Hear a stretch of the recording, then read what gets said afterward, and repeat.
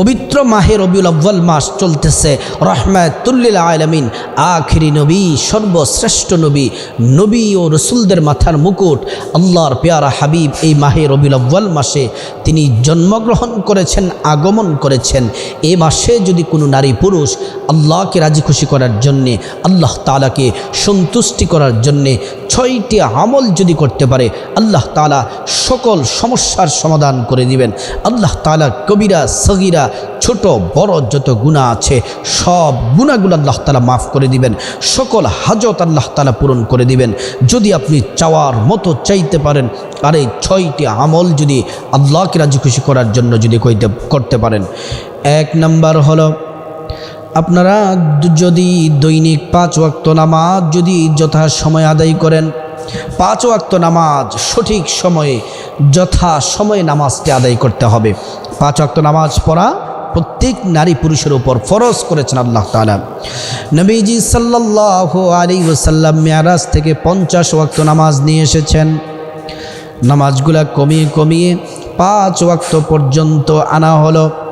রাসূলুল্লাহ সাল্লাল্লাহু আলাইহি ওয়াসাল্লাম বললেন, ও দুনিয়ার মানুষ, যদি তোমরা দৈনিক 5 ওয়াক্ত নামাজ যদি তোমরা আদায় করো, আল্লাহ পাক তোমাদের আমল নামায় 50 ওয়াক্ত নামাজের সওয়াব দিয়ে দিবেন।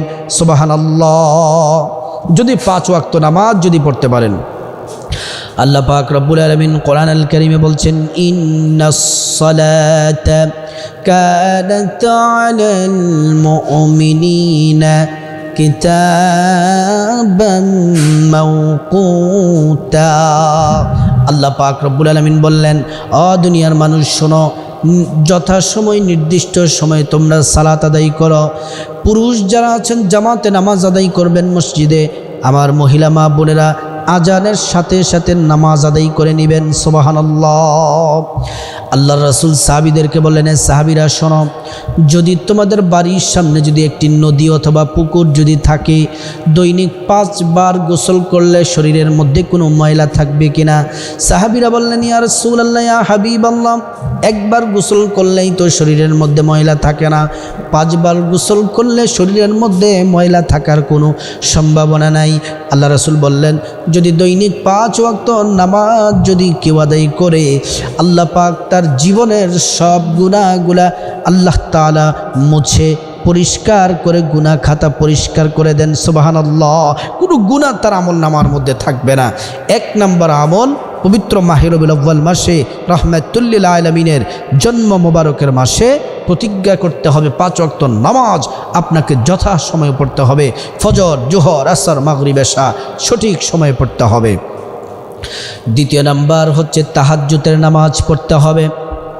5 ওয়াক্ত নামাজের পরে সবচেয়ে দামি মূল্যবান নামাজ হলো তাহাজ্জুদের নামাজ।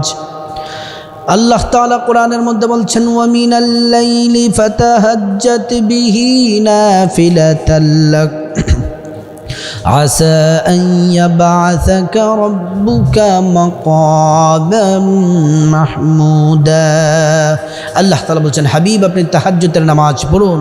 তাহাজ্জুদের নামাজ পড়লে আপনাকে হাশরের মাঠে আরশের ছায়ার নিচে একটি সিংহাসন দেওয়া হবে, যেটির নাম মাকামে মাহমুদ। আর আপনার উম্মতরা যদি পড়ে, তাদেরকে তার পার্শ্বে তাদেরকে জায়গা দেওয়া হবে আরশের ছায়ার নিচে। সুবহানাল্লাহ। আল্লাহর হাবিব সাল্লাল্লাহু আলাইহি ওয়াসাল্লাম বললেন, তাহাজ্জুদের নামাজ পড়ো। তাহাজ্জুদের টাইমে আল্লাহ পাক জমিনের প্রথম আসমানে তিনি নেমে আসেন, ডাকতে থাকেন, কার কি চাওয়া আছে, কার কি প্রয়োজন চাও, টাকা, ধন, দৌলত, সম্পদ, সম্মান, গুনামাফ, জান্নাত, যা চাইবেন আল্লাহ তাআলা তাই দিবেন।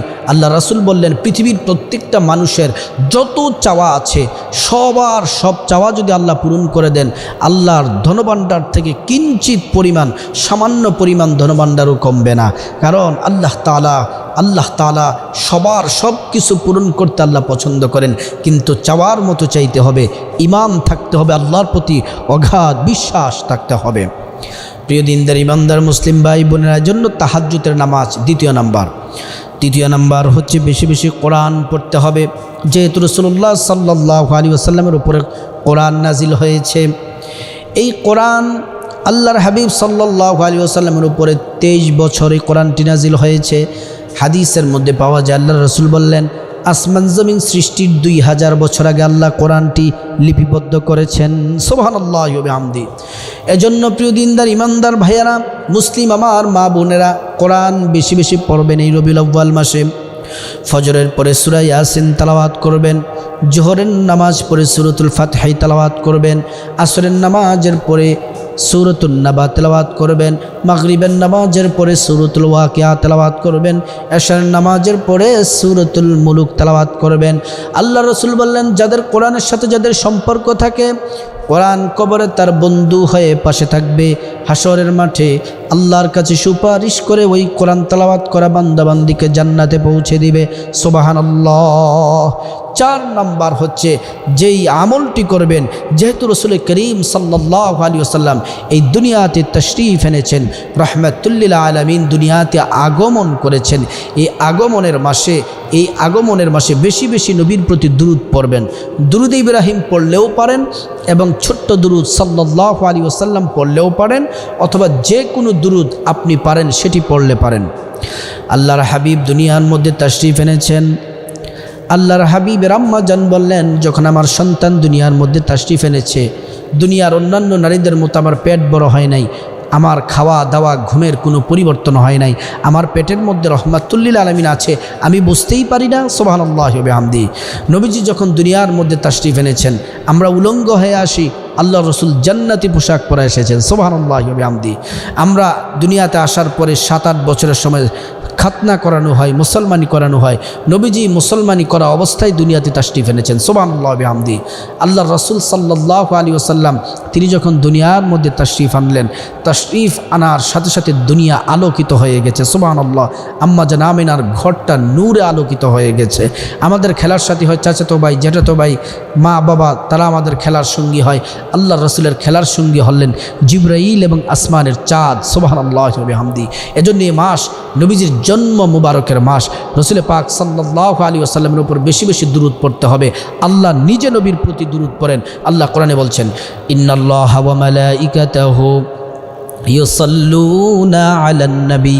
আল্লাহ তাআলা, নিশ্চয় আল্লাহ তাআলা রাসূল পাক সাল্লাল্লাহু আলাইহি ওয়াসাল্লামের উপরে ফেরেশতাদেরকে নিয়ে তিনি দুরূদ পড়েন। সুবহানাল্লাহ। আপনি যদি একবার দুরূদ পড়েন 10টি গুনাহ মাফ হবে, 10টি নেকি আল্লাহ দিবেন, 10টি মর্যাদা আল্লাহ পাক বুলন্দ করে দিবেন। সুবহানাল্লাহ।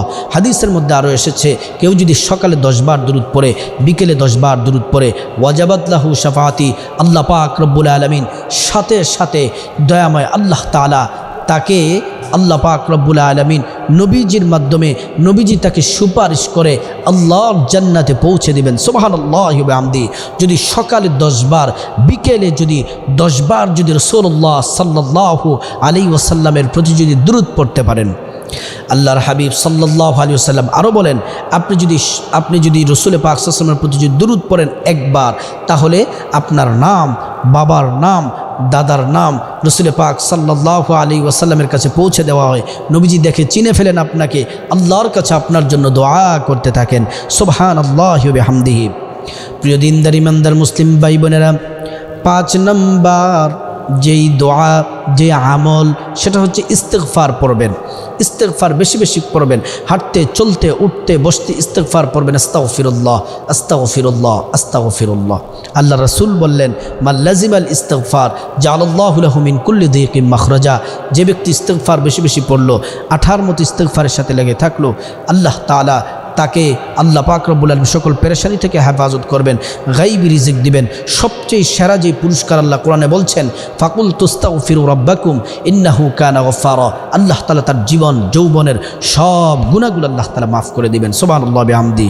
6 নম্বর যে আমল হলো একটি জিকির করবেন, যে কোনো জিকির। লা ইলাহা ইল্লাল্লাহ, আবার জিকির আছে লা হাওলা ওয়ালা কুওয়াতা ইল্লা বিল্লাহ, ইয়াদাল জালালি ওয়াল ইকরাম, সুবহানাল্লাহি আলহামদুলিল্লাহি ওয়ালা ইলাহা ইল্লাল্লাহু আল্লাহু আকবার। যে জিকির পারেন জিকির করবেন। এই 6টি আমল যদি কোনো নারী পুরুষ এই পবিত্র মাহে রবিউল আউয়াল মাসে যদি করতে পারে, কপাল খুলে যাবে। আল্লাহ তাআলার কাছে যা চাইবেন আল্লাহ তাআলা তাই দিবেন। সকল ছোট বড় সব গুনাহগুলো আল্লাহ তাআলা মাফ করে দিবেন। আল্লাহ পাক আমাদের সবাইকে এই 6টি আমল পবিত্র মাহে রবিউল আউয়াল মাসে, আল্লাহর হাবিবের এই আগমনের মাসে বেশি বেশি এই আমলগুলা করার আল্লাহ তাআলা তৌফিক দান করুন।